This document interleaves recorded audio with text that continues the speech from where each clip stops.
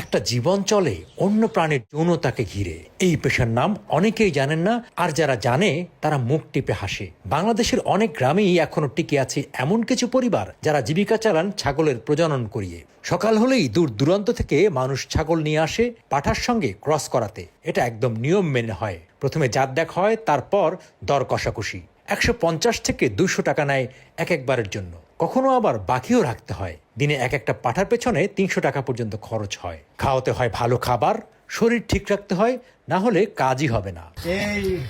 পৃথিবীতে অনেক পেশা রয়েছে, সেরকম বাংলাদেশও তার বাইরে না। পাঠা পালনটা ছাগল প্রজননের জন্য খুবই দরকারি, কিন্তু যারা পাঠা পোষে কিংবা পালে, বাণিজ্যিক হোক আর ব্যক্তিগতভাবেই হোক, তাদের নানান বিড়ম্বনার সম্মুখীন হতে হয়। বিশেষ করে বাংলাদেশে যে ট্যাবুগুলো আছে, এই ট্যাবুগুলোর বাইরে তো আমরা যেতে পারি না। মনেই করা হয় যারা পাঠা পালন করে কিংবা পাঠা চাষ করে তারা অচ্ছুত পরিবার কিংবা অচ্ছুত জাতি।